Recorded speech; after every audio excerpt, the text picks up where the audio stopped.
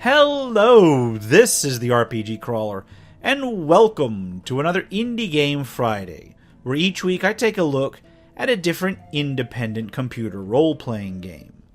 This week I'm not entirely sure what to categorize this one as. It's a turn-based survival strategy game, but it has strong RPG character advancement and storyline elements. Developed by CCCP and published by Palladius and Plug-in Digital, Dead in Vinland was released on Steam on April 12, 2018. As I said, I'm not entirely sure what to qualify this as. The bulk of the game is managing a party, the core of which consists of a Norse family during the Viking era who have washed up ashore on an island off the coast of North America. As such, most of the gameplay revolves around turn-based task management. However, it does have a strong storyline where choices between character actions and interactions actually matter. There is a robust character advancement system where individual members of the party can improve skills by using them, gain experience and raise in level, and pick traits to specialize themselves.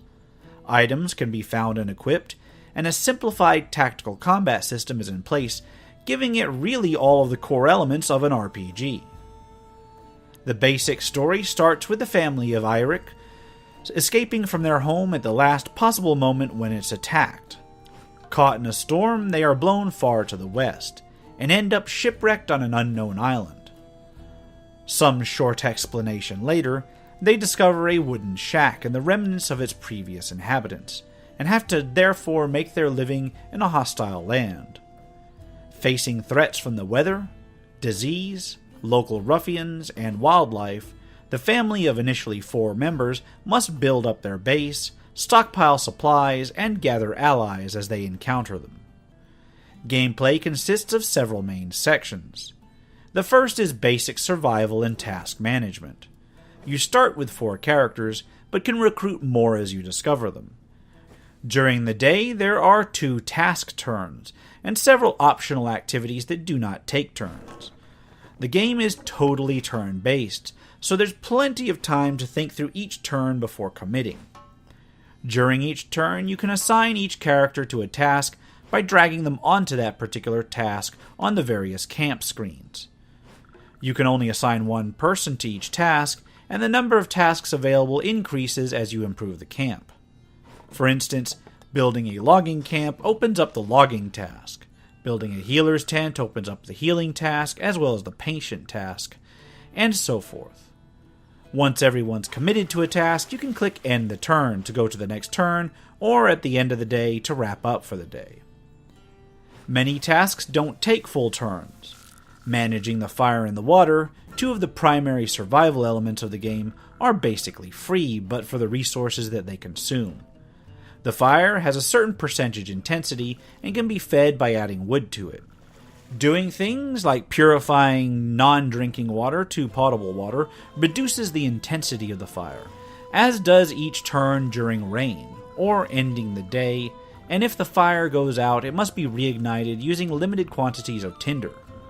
The aforementioned water purification is another task that doesn't take turns, nor does using items out of the inventory. If you have uncovered places on the map to explore, going to them and interacting with the objects there doesn't take a turn either. And this exploration is another major component. One of the tasks in camp is to scout around and explore, and doing so unlocks certain areas on the island map. Each area has a single interaction point, or object of interest. These objects or points offer a number of different possible actions. Some actions may be done any number of times. Some of them may be done a certain number of times, and some of them will render the object completely unusable or otherwise end the event. These are usually indicated by a number or by red text. Many interactions with these objects require certain stats or skills to perform correctly, and are subject to a failure chance. Crafting, either at the workbench or otherwise, is another important part of the strategy. The workshop allows you to build and improve certain areas of camp, which open up new activities or increase the effectiveness of others. Each part of the camp constructed also wears away over time due to weather and the like, which can reduce its effectiveness. Both constructing parts of the camp and maintaining those parts require resources, so it's important to balance out the rate at which you expand the camp with how fast your party can gather resources. Complicating this is the fact that a certain tribute of resources is due at the end of each week due to interference from a local warlord. Utilizing all of these various skills, either in exploration or construction, advances them with use. Each character has 4 health categories, which degrade over time and require maintenance. Resting restores fatigue, eating restores hunger, getting treated can reduce sickness or injury, and drinking and good fortune can restore depression. As these health categories increase towards 100%, they get worse, and begin to impact each of the 4 skill categories. The skill categories each have several skills under them and impact the skills beneath them.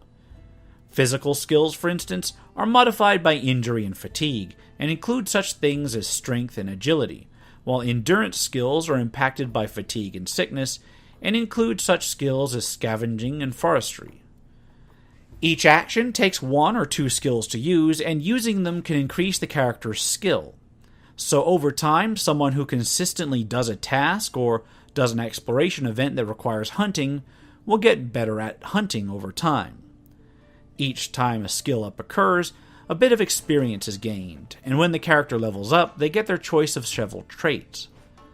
Each character starts with 1 good trait and 4 bad ones. Certain events during the game can accrue both good and bad traits, and traits gained through leveling up are usually either good or mixed. These traits can affect your various skills or your combat abilities. Combat is actually kind of a secondary portion of the game.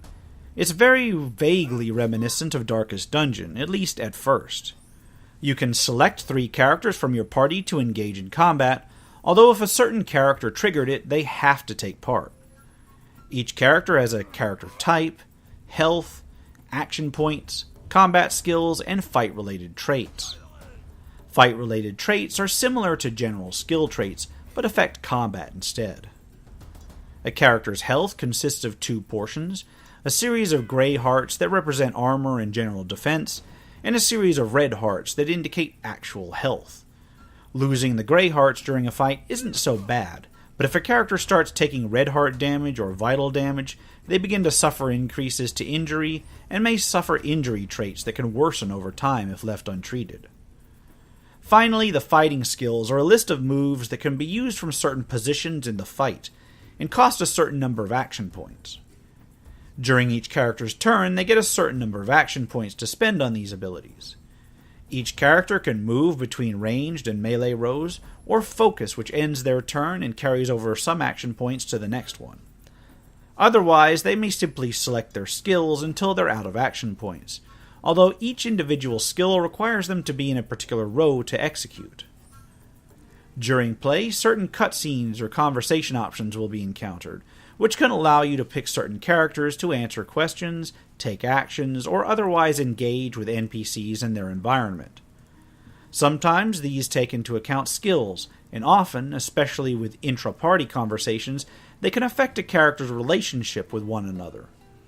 These relationships can be developed or left to decay, which can affect future interactions. The final important point of the game comes at the end of each day, where the day's tasks begin to take their toll. Traits rack up damage to various health, statuses are either cleared or worsened, and characters may become dehydrated. Rationing out some water for them, then feeding them the various foods you've managed to scrounge up, can make the difference between life and death in the long run. After each night, the next day's weather is then generated, which can impact the actions during the next day and the next night.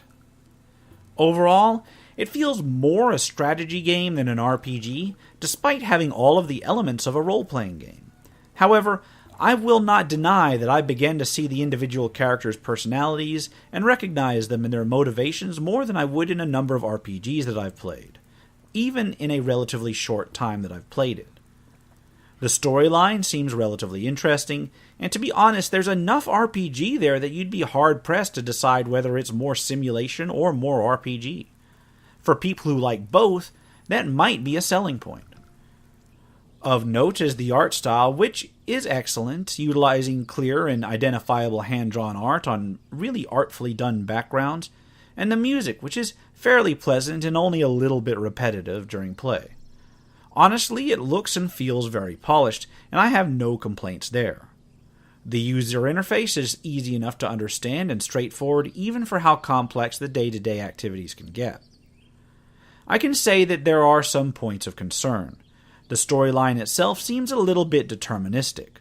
Certain answers to questions and options can give you an optimal result, and that result does not vary between playthroughs, so it's possible to chart a course that will not vary much between individual games, similar to a choose-your-own-adventure style system. Furthermore, resources gathered in events are pretty set as well, meaning that ordering the same characters to gather the same areas with the same skills each time will result in an almost identical outcome. While I believe that the game is complex enough that this shouldn't be too much of a problem, it could be a bit easy to memorize the various outcomes for major events and play through the same time each individual time that you've played it. Furthermore, some of the tasks can become tedious over time, although this is more of a function of the survival management genre than anything else with this game in particular. As for whether it's worth it, that'll depend on whether you like both the genres that it belongs to. Dead in Vinland has an interesting story setup and is pleasant to look and listen to. The RPG portions of its system, in terms of character advancement and combat, are fun enough that I wish they comprised a greater portion of the game. The management portion isn't bad at all, but it could do with a little bit more randomization. I think the weakest portion of the game is actually the choose-your-own-adventure style text choices, which is kind of sad because that's where the majority of the game's story is revealed. With the polish that the game has, I think that if you're a fan of both RPGs and survival management games, this one's definitely worth looking into. However, if you're a fan of one genre over the other, I think the weaknesses of this game, in the way that it generally executes the genre that you aren't so fond of, may impact your enjoyment of the game overall more than most hybrid games that I've played. At least, that's my basic take on it, and I can't exactly nail any one reason down. Still, it may be worth keeping an eye out for if you find it on sale or if you happen to just enjoy Viking-themed games in general. And I'll leave it at that. This has been the RPG Crawler with Indie Game Friday, Dead in Vinland.